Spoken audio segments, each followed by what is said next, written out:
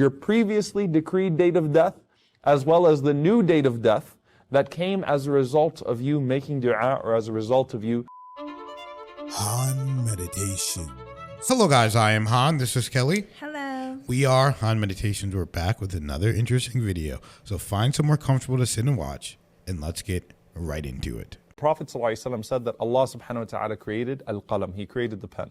What are the dimensions of the pen? How does it look? We have absolutely no idea. I mean, in this world, every pen looks so different. You know, you can't imagine what this pen would be. And is it a pen like the pens that we write with? Allah knows best what it looks like and how it is.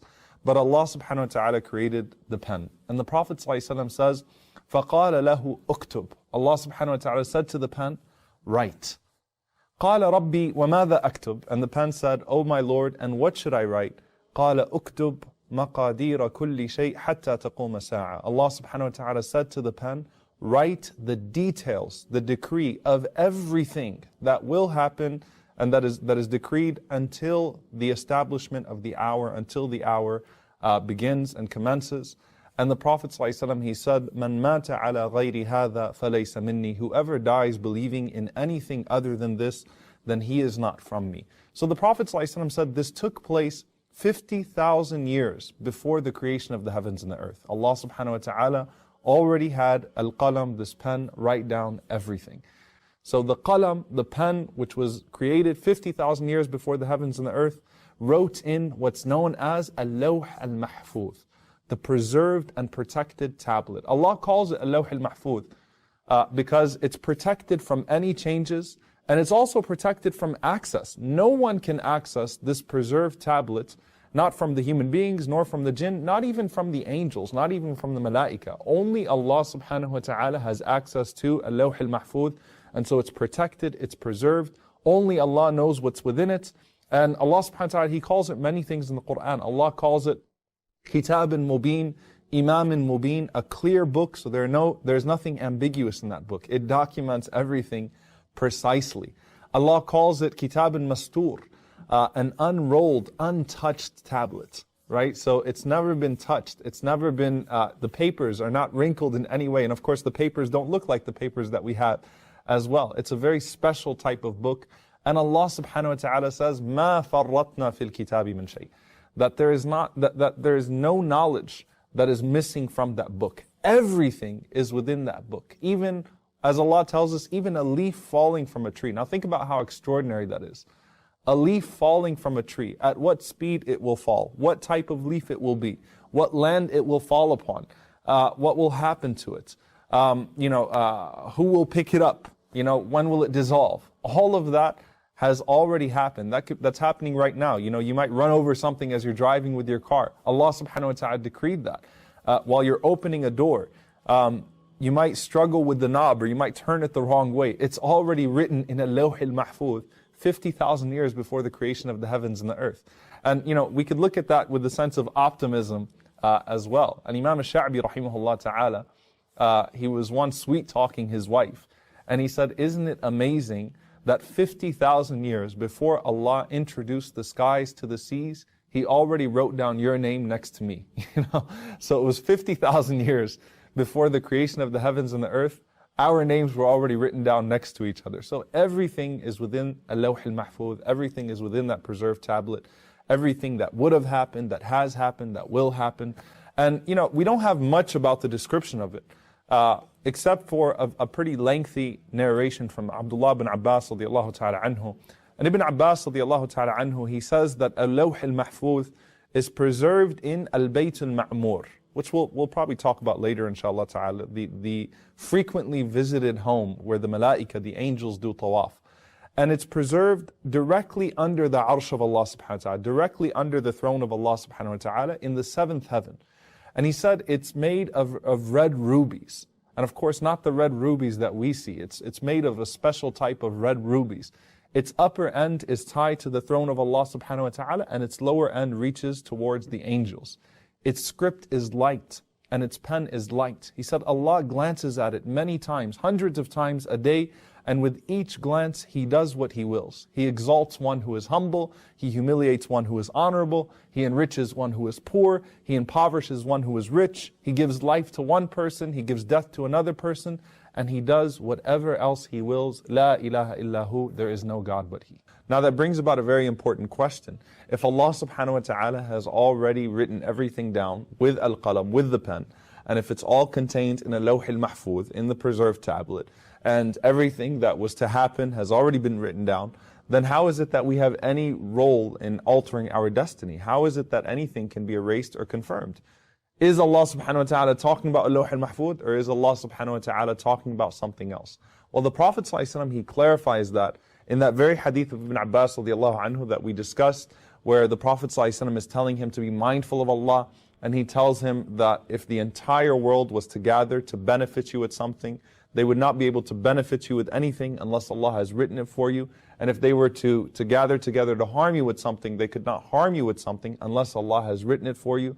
At the end of that hadith, the Messenger ﷺ says, رُفِعَتِ الْأَقْلَامِ وَجَفَّتِ الصُّحُفِ. The pens have been lifted and the pages have dried. So what the Prophet ﷺ is indicating to us is that there is more than just al-qalam. There is more than one pen. There are multiple pens. And we find this through the Quran and the Sunnah. Allah and the Messenger ﷺ describing to us different types of writing. So for example, there is the night of decree, Laylatul Qadr, where Allah subhanahu wa ta'ala writes down the decree or causes the decree for the next year to be written down. And the Prophet ﷺ, he mentioned hearing the pens, hearing the ringing of the pens and the unraveling of the pages as the angels were writing down on Laylatul Qadr, on the night of decree. And Ibn Abbas radiallahu ta'ala anhu, he takes it even further. He says that everything that is to happen the next year is written down that night. If you are going to die that night, if you're going to die that year rather, it's written down. If something, a misfortune is going to strike you, or something you've been waiting for or anticipating, it's written down that night for the previous year. Then he even says that the names of the people who are doing Hajj the next year are written down on Laylatul Qadr. Also, the Prophet ﷺ mentioned to us the angel that comes to our mother's womb when we are still just 4 months. And he writes down the things that Allah subhanahu wa ta'ala decrees, which are our lifespan. So it's already been written down how long you're going to live, your date of death. SubhanAllah, before your date of birth, before you're actually born, your date of death has already been written. Think about how profound that is, how you can't, you will not be able to alter that, right? Rasulullah ﷺ mentions, he writes down as well your rizq, your sustenance, meaning every single penny that you would earn, every penny that would go into your bank account, every single balance that you would ever have, it was already written before you were brought in. So don't think it's in your hands. Don't think that you need to rush to do haram or do prohibited things because you're going to somehow get more than what's been decreed for you. It's already been written down for you. Lastly, the Prophet ﷺ said, Sa'id aw shaqi. He's written down as a happy person or a deprived person. So shaqi here, the context of it is that he's deprived of goodness. He's deprived of true happiness, which is the happiness of the hereafter.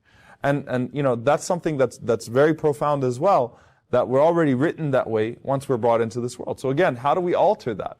And then Rasulullah ﷺ, or rather Allah subhanahu wa ta'ala mentions to us, كُلَّ يَوْمٍ هُوَ فِي شَأْنٍ. That every single day Allah subhanahu wa ta'ala is writing. Every single day Allah subhanahu wa ta'ala is decreeing. Now, where does that leave us? Then what's the point of making dua? What's the point of working? What's the point of doing anything if it's all been written down? The only thing we've established now with multiple pens and multiple papers is that's more that's being written down against us, right? Well, the Prophet ﷺ said that all of that can be changed by dua. All of that can be changed by supplication.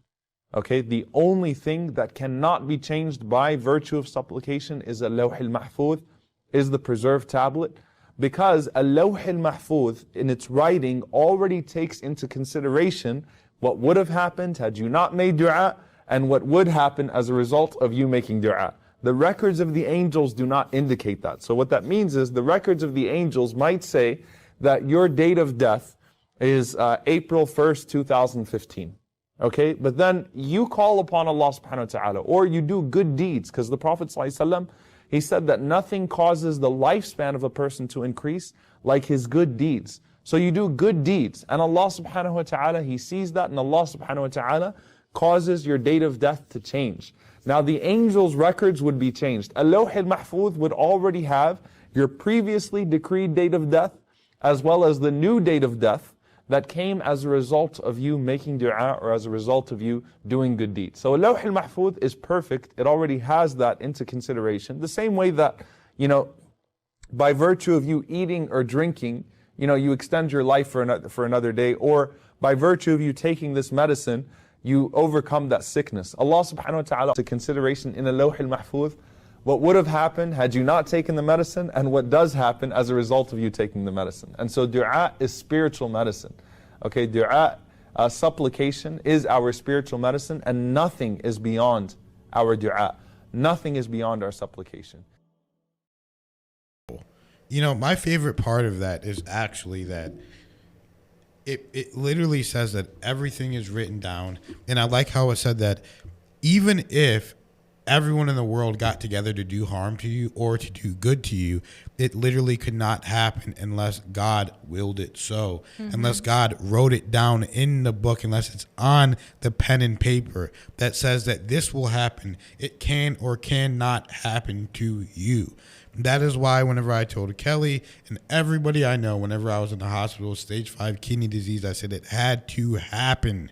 There was nothing that could change it. It's part of my life path. I felt it. I knew it. It changed me as a human being. It changed everything about my life.